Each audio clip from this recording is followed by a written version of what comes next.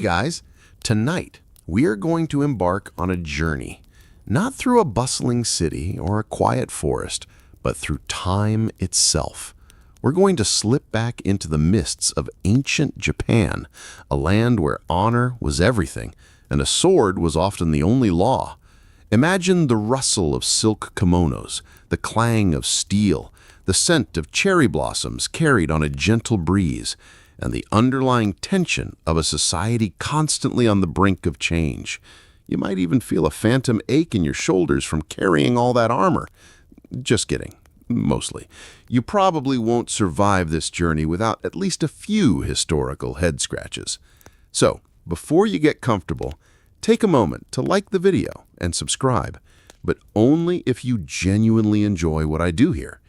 And as you settle in, let me know in the comments where you're listening from and what time it is for you. Now, dim the lights, maybe turn on a fan for that soft background hum, and let's ease into tonight's journey together. Our story begins long before the iconic image of the samurai warrior with his elaborate helmet and gleaming katana ever graced the Japanese landscape. You see, the roots of what would become the samurai class stretch back into the very early days of Japan, a time when clans were constantly vying for power, and local strongmen protected their lands with whatever rudimentary weapons they could muster. Think of it as the ultimate neighborhood watch, but with more spears and significantly less polite conversation. These early warriors weren't exactly samurai in the sense we understand them today. They were more like armed guards or local militia, fiercely loyal to their chieftains and their ancestral lands. They were the muscle, the enforcers, the ones who made sure your rice paddies stayed your rice paddies. It was a chaotic, decentralized world where the central imperial court in Kyoto often held little sway beyond its immediate surroundings. You could almost hear the sighs of exasperation from the emperors trying to govern a country that felt more like a collection of squabbling siblings than a unified nation. One mainstream historical fact you should know is that the earliest forms of these warriors, often referred to as mononofu, emerged during the Kofun period, c. 300 to 538 AD. They were primarily responsible for military service and maintaining order within their respective clans. Imagine trying to keep order with a bunch of unruly teenagers, but instead of TikTok dances, they're practicing sword forms. A quirky tidbit from this era is the discovery of haniwa, clay figures, often depicting warriors, horses, and houses which were buried with the dead. These figures provide fascinating insights into the military attire and weaponry of the time. You can almost picture some ancient potter meticulously crafting a tiny clay warrior thinking, this will really impress the ancestors. Historians still argue whether these early warriors were truly a distinct social class or simply an extension of the aristocratic elite. It's a bit like debating whether your uncle's elaborate barbecue setup makes him a professional chef or just a very enthusiastic amateur. As centuries passed, particularly during the Heian period, 794 to 1185 AD, the imperial court's power began to wane, and the need for private armies grew. The central government, more interested in poetry and courtly intrigues than in maintaining order in the provinces, effectively outsourced its security. This created a power vacuum, and into that vacuum stepped the provincial warrior families. These families, often descendants of minor nobles or even imperial princes who had been sent to the provinces, began to accumulate land, wealth, and most importantly, loyal retainers. They were the original self-starters, building their empires from the ground up, one sword stroke at a time. You can imagine the conversations. So, you're telling me the emperor is busy writing haikus? Excellent! More land for us! These emerging warrior bands, known as bushi, started to develop their own distinct culture and fighting styles. They were expert archers, often fighting on horseback, and their skill with the bow was legendary. Picture them, galloping across a field, loosing arrows with pinpoint accuracy, probably while humming a catchy tune. The sword, while important, hadn't yet achieved the almost mystical status it would later hold. It was a tool, a very effective tool, but not yet the soul of the samurai. They were practical, these early bushi, focused on survival and expansion. They learned to adapt to the harsh realities of provincial life, forging alliances, breaking them, and constantly honing their martial skills. It was a tough neighborhood, and you had to be tougher. The concept of Bushido, the way of the warrior, was still centuries away from being formally codified, but its nascent principles, loyalty, courage, and a readiness to die for one's lord, were already taking shape in the crucible of constant conflict. It was a bit like a rough draft of a very important document with lots of crossouts and scribbled notes in the margins. This period saw the rise of powerful warrior clans like the Taira and the Minamoto, who would eventually clash in epic struggles that reshaped the political landscape of Japan. These were not just minor skirmishes, these were full-blown, dynasty-defining wars. The kind of wars that make your family reunions look like a polite tea party. The imperial court, meanwhile, continued its elegant decline, seemingly oblivious to the seismic shifts occurring in the provinces. They were too busy admiring the moon and composing elegant verses about its beauty. While outside their palace walls, the future of Japan was being decided by men with swords and a very different kind of poetry. It's a classic tale of the pen versus the sword, and for a long time, the sword was definitely winning.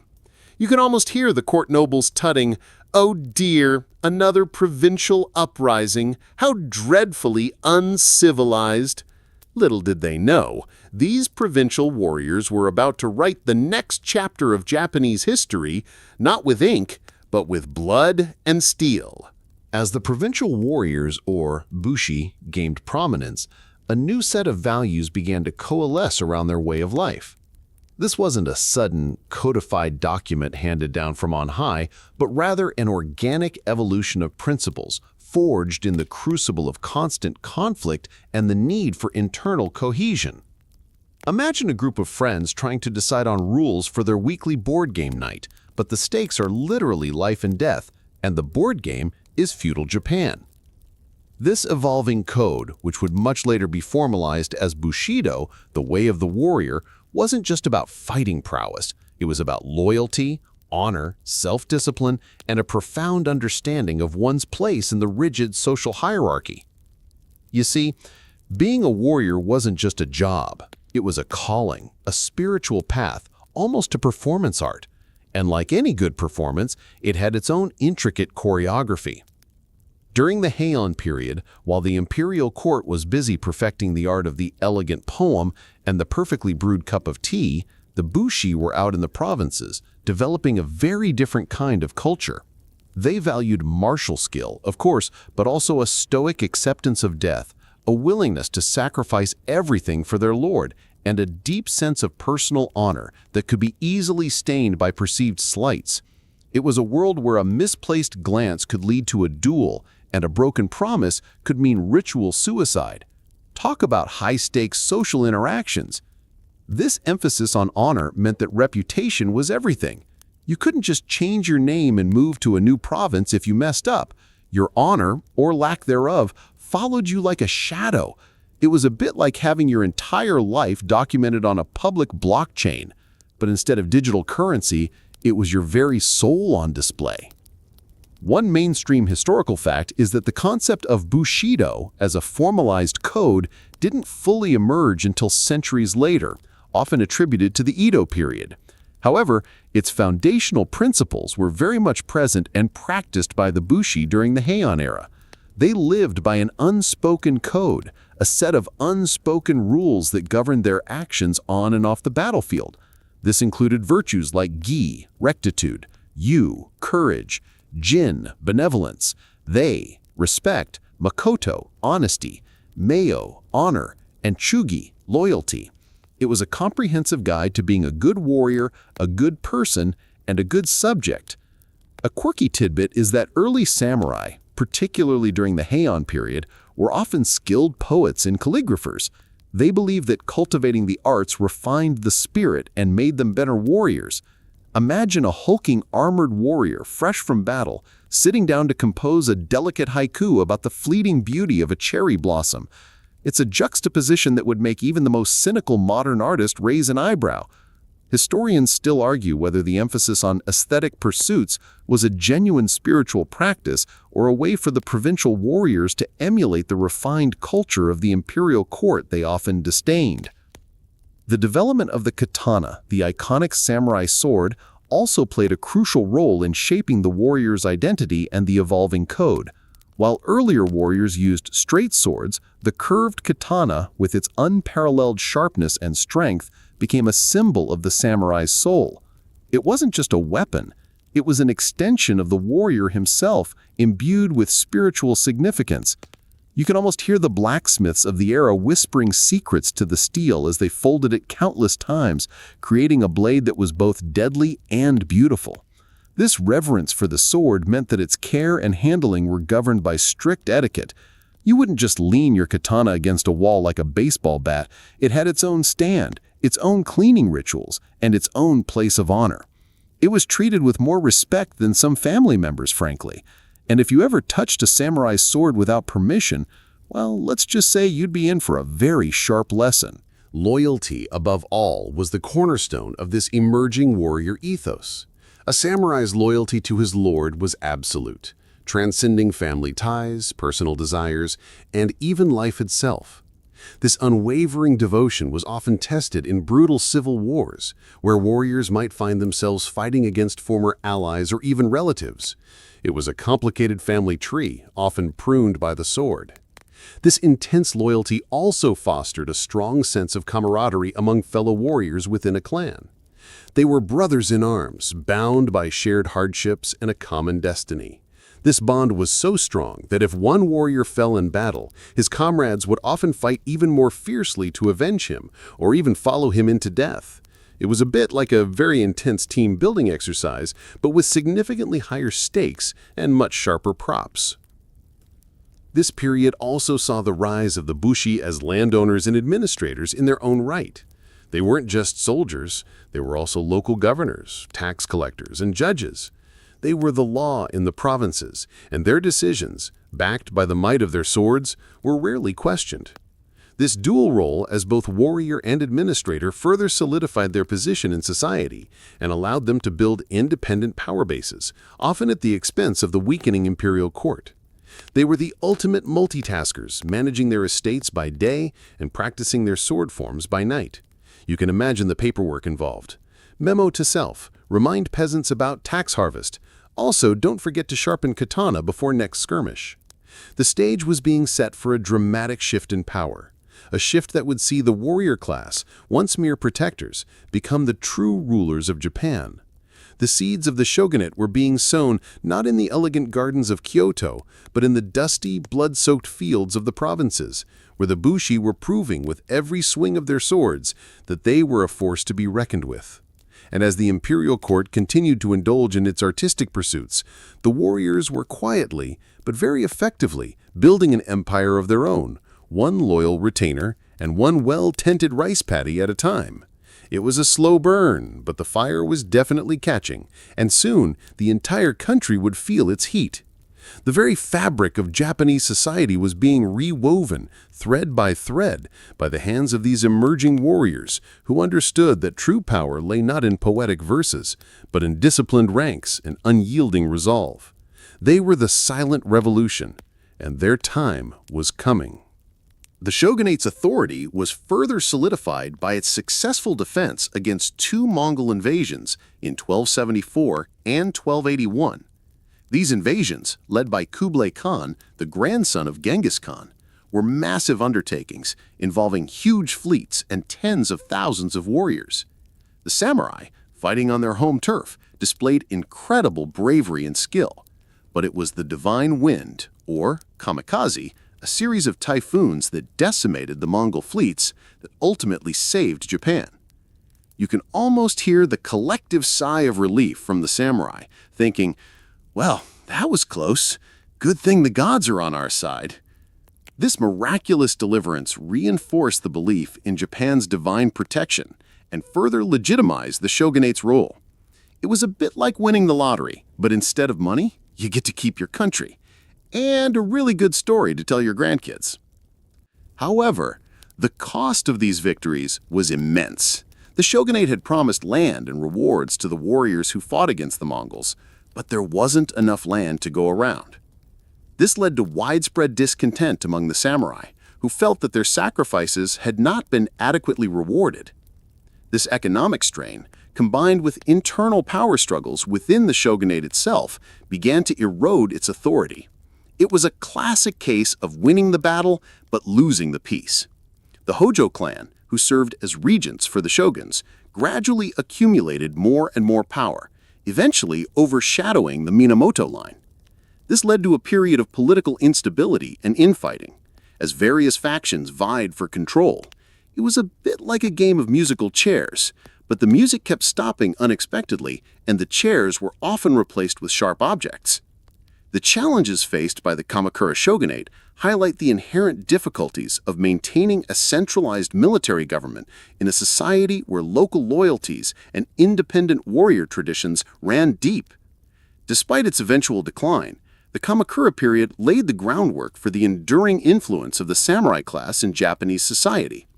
It established the precedent of military rule, shifted the political center of gravity away from the imperial court, and fostered the development of a distinct warrior culture that would continue to evolve for centuries to come. You can see the echoes of this period in the later shogunates, each building upon the foundations laid by Yoritomo. It was a grand experiment in governance, one that would shape the destiny of Japan for generations to come, proving that sometimes the best way to unite a country is to give it a common enemy and then hope for a really big storm. The decline of the Kamakura shogunate, weakened by internal strife and the economic burden of the Mongol invasions, eventually led to its collapse in the 14th century. This ushered in a period of profound instability and fragmentation known as the Muromachi period, and later the truly chaotic Sengoku period, or the Warring States era. Imagine a game of Jenga where all the bottom blocks have been removed and the entire tower is just wobbling precariously, waiting for the slightest tremor to send it crashing down. That's pretty much what Japan became. The central authority of the shogunate dissolved, and the country fractured into hundreds of small independent domains, each ruled by a local warlord or daimyo who was constantly vying for power, land, and influence. It was a free-for-all, a brutal game of territorial acquisition where alliances shifted faster than a chameleon on a disco ball. You can almost hear the sighs of exasperation from the common folk just trying to plant their rice in peace while armies marched back and forth across their fields. This era was defined by Gekukujo, a fascinating concept meaning the low overthrowing the high. It was a time when ambitious and capable individuals, regardless of their birth, could rise to prominence through sheer military might and cunning. Think of it as the ultimate meritocracy, but with significantly more bloodshed and less HR paperwork. A peasant could become a samurai could become a daimyo, and a daimyo could even dream of unifying Japan under his rule. This fluidity, while terrifying for those caught in the middle, also fostered incredible innovation in warfare and strategy. Castles became more elaborate, siege tactics more sophisticated, and the use of firearms, introduced by the Portuguese in the mid-16th century, began to revolutionize the battlefield. You can almost picture the old-school samurai with their bows and swords scratching their heads at these newfangled fire sticks, probably muttering, "Kids these days, no respect for tradition." One mainstream historical fact is that the Sengoku period, roughly 1467 to 1603, was characterized by constant civil war and the rise of powerful daimyo who effectively ruled their own mini-kingdoms. These warlords built formidable armies, often composed of both samurai and peasant foot soldiers, and engaged in relentless campaigns to expand their territories. It was a time of great destruction, but also of significant cultural and economic development within these independent domains. A quirky tidbit from this era was the widespread use of ninja, covert agents and mercenaries who specialized in espionage, sabotage, and assassination. While often romanticized in popular culture, their role was crucial in the shadowy world of Sengoku politics. Imagine trying to run a kingdom when you're constantly worried about a shadowy figure sneaking into your castle at night. It certainly kept the daimyo on their toes. Historians still argue whether the ninja were a distinct class of warriors with unique skills, or simply a subset of samurai who specialized in unconventional warfare. It's a bit like debating whether a secret agent is a special kind of soldier or just a soldier with a really good disguise. Amidst this chaos, three remarkable figures emerged, often referred to as the three great unifiers of Japan: Oda Nobunaga, Toyotomi Hideyoshi, and Tokugawa Ieyasu. Each played a pivotal role in bringing an end to the Sengoku period, though their methods and personalities differed dramatically. Nobunaga, the first of the three, was a brilliant but ruthless innovator. He embraced firearms, shattered traditional notions of warfare, and was infamous for his brutal suppression of Buddhist monasteries that opposed him. He was a man who believed in efficiency, even if it meant burning down a few temples along the way. You could almost hear him saying, "Look, if you're not with me, you're probably in my way, and I'm a very busy man." He laid the groundwork for unification, but his ambition was cut short by betrayal, a common occupational hazard in the Sengoku period. Following Nobunaga's assassination, his most trusted general, Toyotomi Hideyoshi, a man of humble origins who rose through the ranks, took up the mantle of unification. Hideyoshi was a master of diplomacy and negotiation, often achieving his goals through political maneuvering rather than outright conquest. He was known for his charm, his wit, and his ability to inspire loyalty, even from former enemies. He was the ultimate rags-to-riches story, proving that even in a society obsessed with lineage, talent and ambition could still win the day. He disarmed the peasantry with his sword hunt decrees, effectively solidifying the samurai's monopoly on arms, and conducted a nationwide land survey to stabilize the tax base. He even attempted to conquer Korea, a grand but ultimately failed ambition that drained resources and lives. It was a bit like trying to build a really tall sandcastle, only to have the tide come in and wash it all away. Finally, after Hideyoshi's death, Tokugawa Ieyasu, a patient and calculating strategist, emerged as the last of the unifiers. Ieyasu had been a shrewd survivor throughout the Sengoku period, often playing a long game, waiting for his rivals to exhaust themselves. He was the tortoise in a race full of hares, slowly but surely making his way to the finish line. His decisive victory at the Battle of Sekigahara in 1600 cemented his position as the undisputed ruler of Japan. This battle, a clash of titans involving hundreds of thousands of warriors, effectively ended the Warring States era and paved the way for a new, centralized shogunate. You can almost hear the collective sigh of relief from the Japanese populace, finally able to sleep soundly without worrying about an army marching through their village at dawn.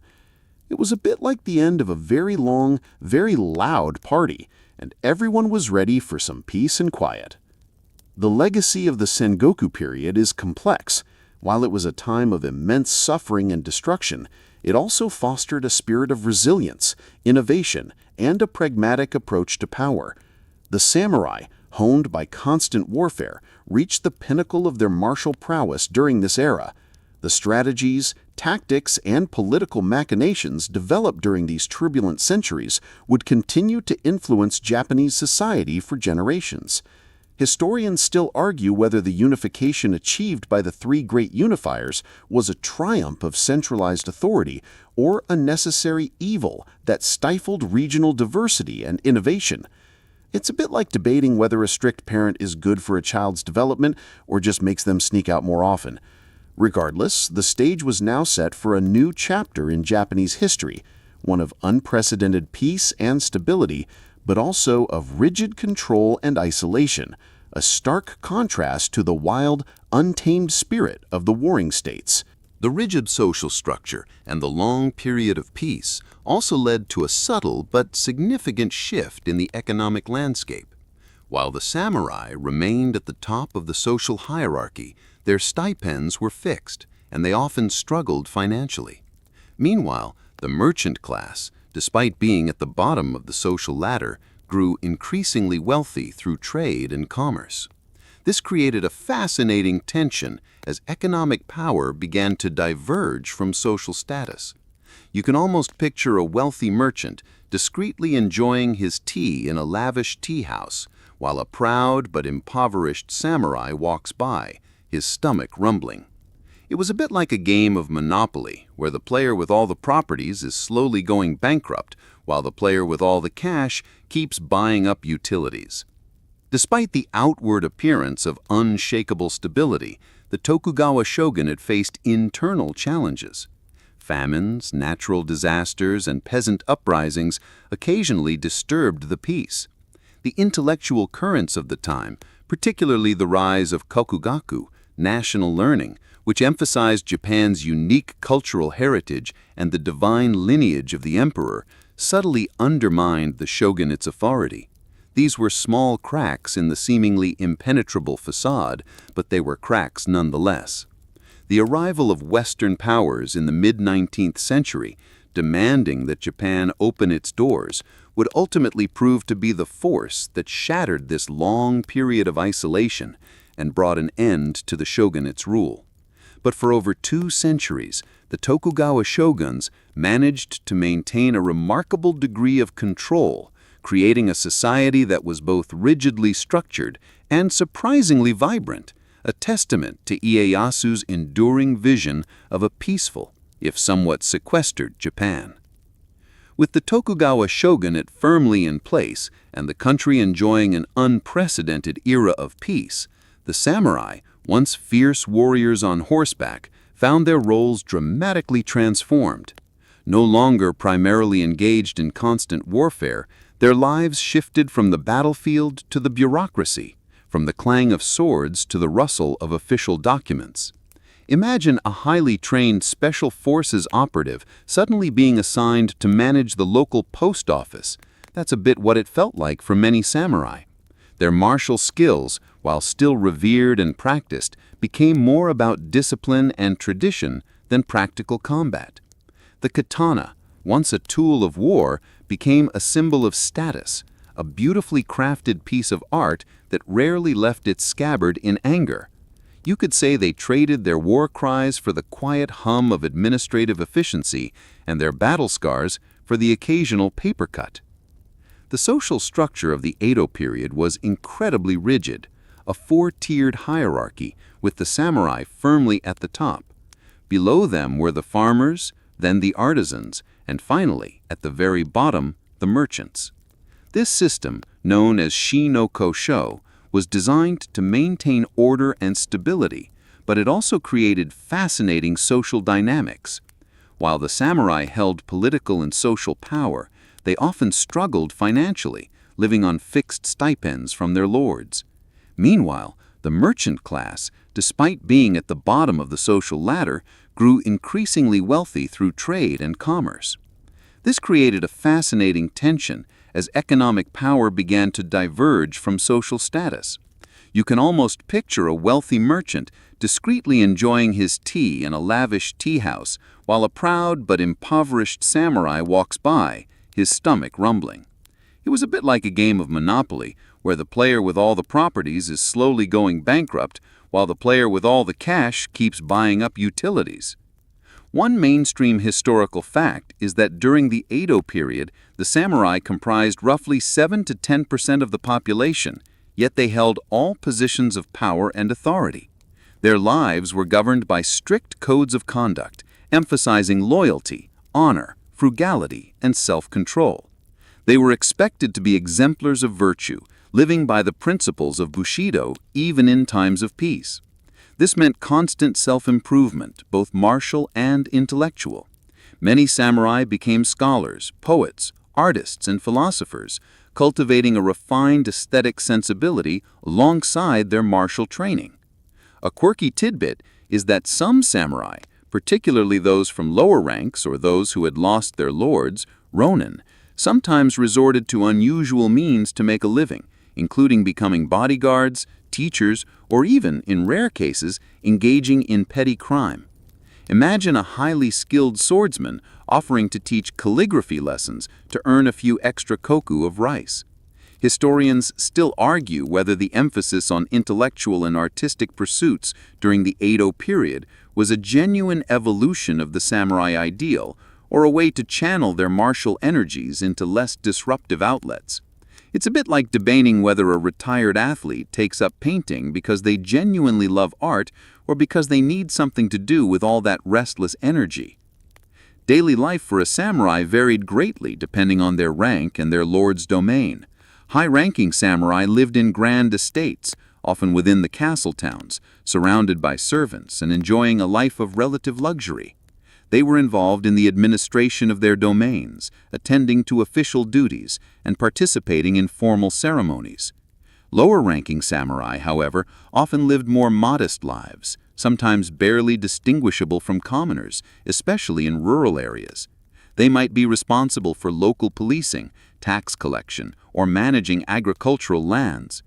Regardless of rank, all samurai were expected to maintain their martial skills through rigorous training in swordsmanship, archery, and horsemanship.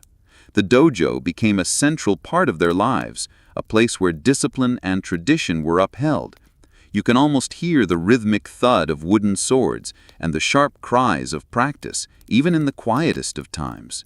With the decisive victory at Sekigahara, Tokugawa Ieyasu solidified his position as the supreme ruler of Japan, bringing an end to over a century of relentless civil war.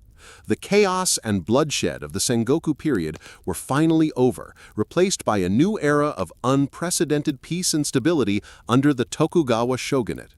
Imagine the collective sigh of relief that swept across the archipelago, like a giant exhale after holding your breath for 100 years. This wasn't just a change in leadership, it was a fundamental restructuring of Japanese society, designed to prevent any future outbreaks of conflict and ensure the Tokugawa clan's dominance for centuries to come. Ieyasu, a master strategist and patient observer, had learned from the mistakes of his predecessors and was determined to build a system that would endure. He was the ultimate long-game player, and his vision for Japan was one of rigid control, meticulous planning, and a very, very long period of quiet. Ieyasu established his new capital at Edo, a small fishing village that would eventually grow into the sprawling metropolis of modern-day Tokyo. This was another strategic move, distancing the new center of power from the old imperial court in Kyoto and the traditional power bases of the Western daimyo. It was a bit like starting a new company in a completely different city to avoid the old office politics. The Tokugawa Shogunate implemented a sophisticated system of control over the daimyo, ensuring their loyalty and preventing them from accumulating too much power. The most ingenious of these was the Sankin Kotai system, or alternate attendance.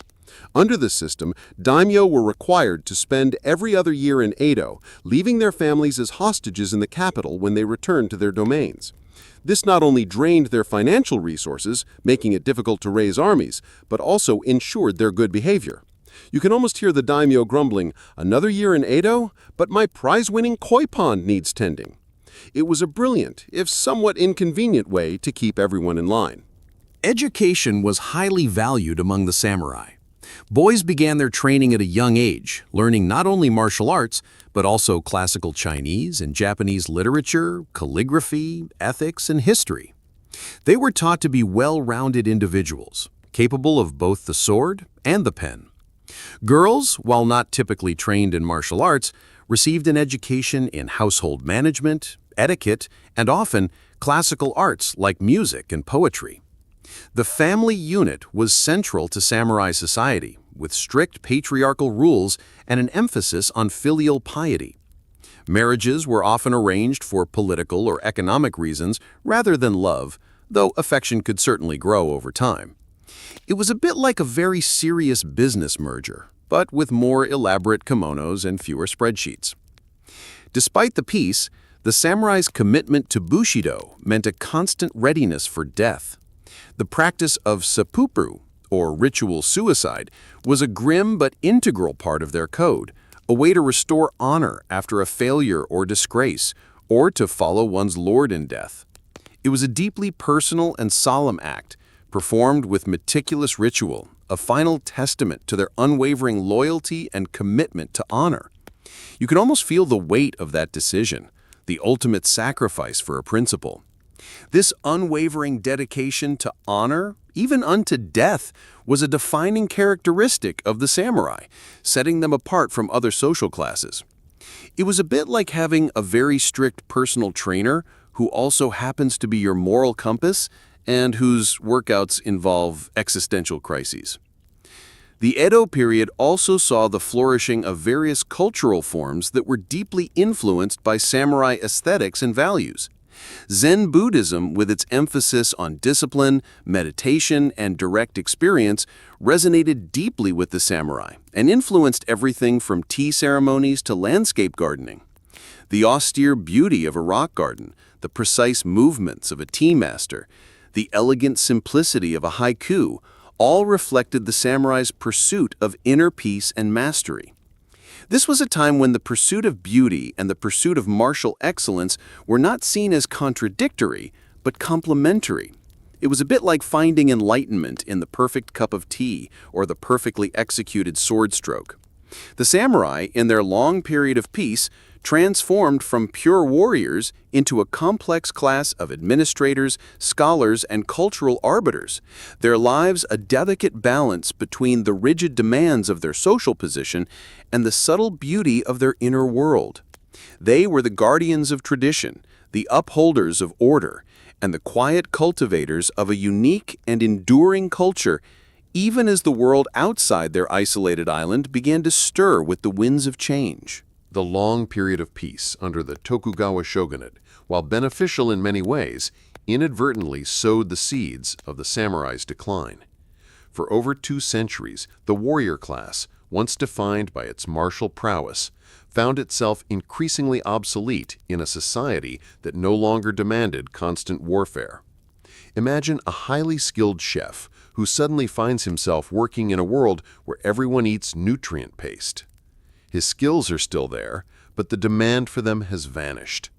The samurai, once the undisputed masters of the battlefield, became administrators, scholars, and bureaucrats, their swords more ornamental than functional. Their financial struggles, exacerbated by fixed stipends in an increasingly commercialized economy, further eroded their prestige. It was a slow, quiet erosion, like a river gradually carving away at a mountain, imperceptible day by day, but ultimately unstoppable. The arrival of Western powers in the mid-19th century shattered Japan's self-imposed isolation and accelerated the samurai's demise. Commodore Matthew Perry's Black Ships, arriving in 1853, forced Japan to open its ports, exposing the shogunate's technological and military inferiority. This was a rude awakening, a splash of cold water in the face of a nation that had comfortably slumbered for centuries. The sight of steam-powered warships, far superior to anything Japan possessed, highlighted the urgent need for modernization. This external pressure, combined with growing internal discontent, ignited a fierce debate within Japan. Should the country cling to its traditional ways or embrace Western technology and ideas? It was a bit like being forced to choose between your beloved but rusty antique car and a sleek, new, but unfamiliar electric vehicle. The stakes, however, were considerably higher than your morning commute. One mainstream historical fact is that the forced opening of Japan led to a period of intense political upheaval known as the Bakumatsu, end of the shogunate, period, culminating in the Meiji Restoration in 1868.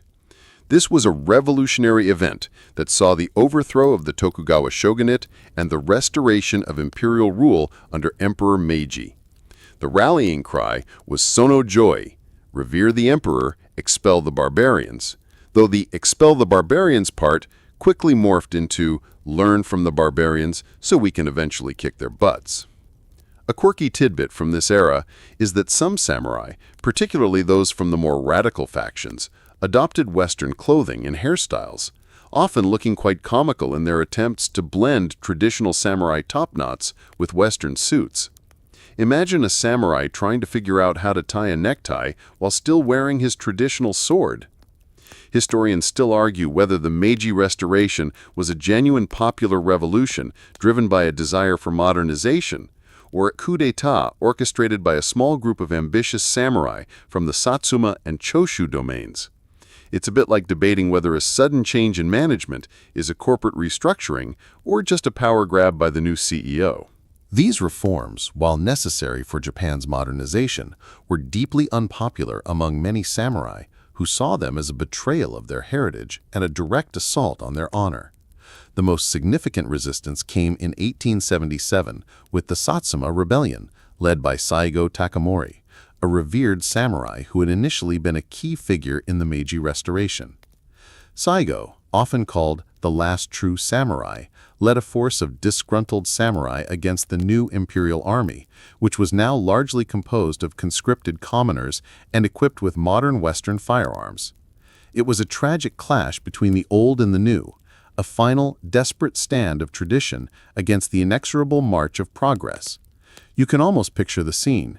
Samurai, with their traditional swords and outdated tactics, charging into a hail of bullets, their courage undeniable, their cause ultimately doomed. It was a bit like bringing a beautifully crafted, but ultimately ineffective, butter knife to a gunfight.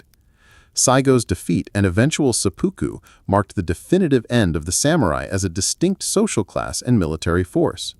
The new imperial army, a conscript force drawn from all social strata, proved its effectiveness, demonstrating that loyalty and military prowess were no longer the exclusive domain of the samurai. The Meiji government continued its reforms, establishing a modern conscript army and navy, building railroads and telegraph lines, and introducing universal education. Japan was rapidly transforming into a modern industrial power, shedding centuries of feudalism in a matter of decades. The samurai, who had once been the backbone of Japanese society, were now forced to adapt or fade into obscurity. Many found new roles in the government, military, and business sectors, their discipline and education proving valuable in the new era. Others struggled, unable to reconcile themselves with a world that no longer valued their traditional skills. The legacy of the samurai, however, did not simply vanish. Their values of loyalty, discipline, honor, and self-sacrifice were reinterpreted and integrated into the new national identity. Bushido, once the unwritten code of a warrior class, became a national ethic, influencing everything from military training to corporate culture. The spirit of the samurai, though no longer embodied by a distinct social class, continued to shape the Japanese character. Historians still argue whether the Meiji government's dismantling of the samurai class was a necessary evil for modernization or a tragic loss of a unique cultural heritage. It's a bit like debating whether tearing down an old, beautiful, but structurally unsound building is progress or vandalism. Regardless, the era of the samurai, as a living, breathing social and military force, had come to an end, paving the way for a new Japan, one that would soon emerge as a major player on the global stage, carrying the echoes of its warrior past into a very different future. The physical presence of the samurai may have vanished with the Meiji Restoration, their swords replaced by conscript rifles and their feudal domains by modern prefectures, but their spirit, their enduring legacy, continued to weave itself into the very fabric of Japanese society. It's a bit like a powerful scent that lingers long after the source has been removed, subtly influencing everything around it. The values they embodied, loyalty, discipline, honor, self-sacrifice, and a profound appreciation for beauty, didn't simply disappear. They were reinterpreted, adapted, and integrated into the new national identity. You see, a nation doesn't just shed centuries of ingrained culture overnight. The samurai, even in their absence, continued to be a powerful archetype, a moral compass, and a source of inspiration for generations of Japanese people. They became the silent guardians of a national ethos, their lessons echoing through time, even if the clang of their armor was no longer heard. In the early 20th century, particularly during the rise of Japanese nationalism and militarism, the ideals of Bushido were heavily promoted and reinterpreted to serve the state's agenda. The samurai's unwavering loyalty to their lord was transmuted into absolute loyalty to the emperor and the nation. Their willingness to sacrifice their lives for honor became a justification for military expansion and self-immolation in battle. This was a powerful and at times dangerous appropriation of a historical legacy, twisting its original intent to serve political ends. It's a bit like taking a beautiful ancient tapestry and restitching it with a completely different and far more aggressive pattern. You can almost hear the ghosts of the old samurai sighing, "That's not quite what we meant by honor and loyalty."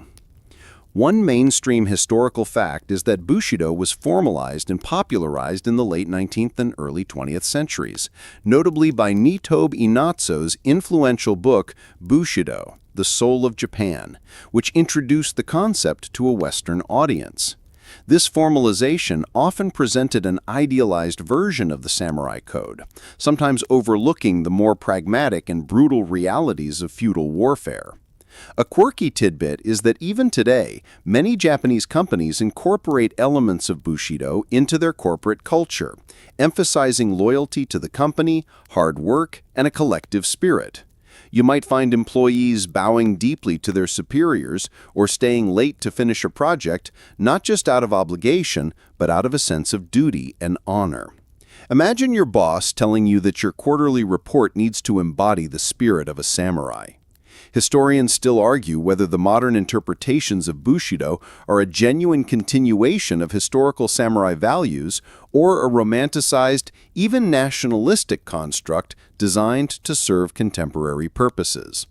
It's a bit like debating whether a historical reenactment is an accurate portrayal of the past or just a really elaborate costume party. Beyond the military and corporate spheres, the samurai's influence can be seen in countless aspects of modern Japanese culture. Their aesthetic sensibilities, particularly their appreciation for simplicity, elegance, and the beauty of imperfection, wabi-sabi, continued to shape art, architecture, and design. The meticulous craftsmanship of a traditional Japanese garden, the precise movements of a tea ceremony, the understated beauty of a ceramic bowl, all carry echoes of the samurai's refined tastes. Their martial arts, once practical combat techniques, have evolved into spiritual disciplines like kendo, judo, and aikido, practiced by millions worldwide for physical fitness, mental discipline, and character development. You can almost feel the focused energy in a dojo, the quiet determination, the pursuit of mastery that transcends mere physical prowess. It's a bit like realizing that your morning yoga routine has roots in ancient warrior training, but with significantly less risk of losing a limb. The enduring image of the samurai, with his distinctive armor, his gleaming katana, and his stoic demeanor, remains a powerful symbol of Japan itself. From countless films and anime to video games and literature, the samurai continues to capture the imagination of people around the globe. They represent a blend of strength and grace, discipline and artistry, a warrior who is also a philosopher. This romanticized image, while not always historically accurate, speaks to a universal human fascination with honor, courage, and the pursuit of excellence. You can almost hear the whispers of their legends in the rustling leaves of ancient forests, or in the quiet contemplation of a Zen garden.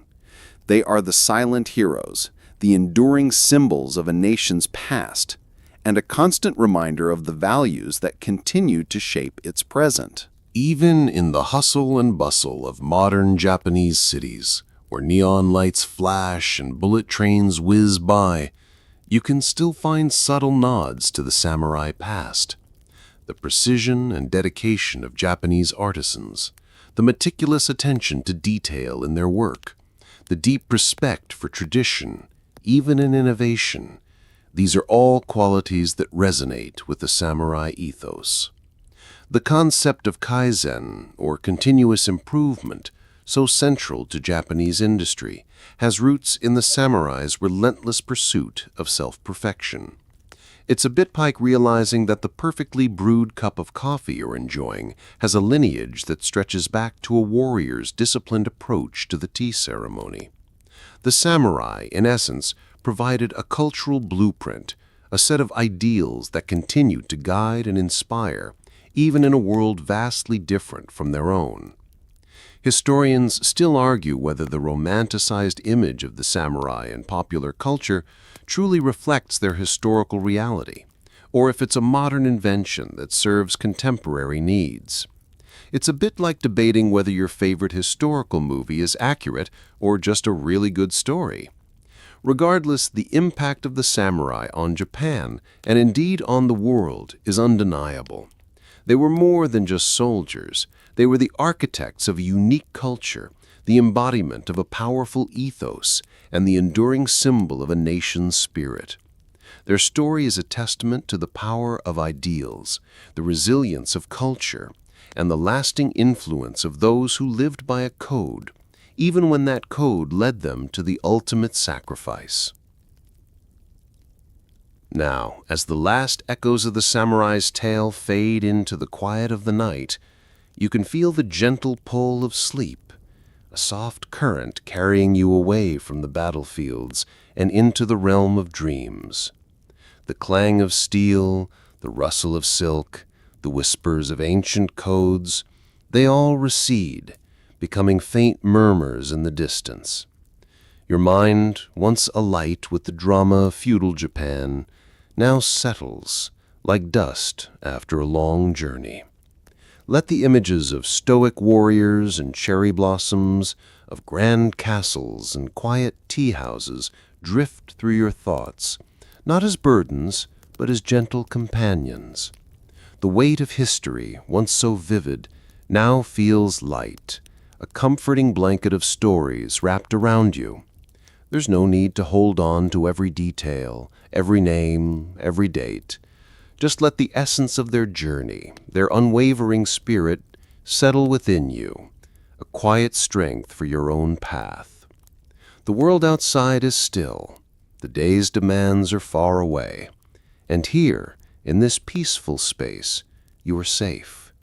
Your breath deepens, a slow, steady rhythm, mirroring the quiet pulse of the night. The stories have done their work, guiding you to this tranquil harbor. Rest now, knowing that even in the deepest sleep, the echoes of honor and courage remain, a gentle reminder of the enduring human spirit. You've traveled far tonight, through centuries of history, and now it's time to simply be. Let go of any lingering thoughts, any small worries, and surrender to the soft embrace of slumber. There's nothing left to do, nowhere else to be, but here, now, drifting into the sweet oblivion of a well-earned rest. The journey is complete, and a peaceful night awaits.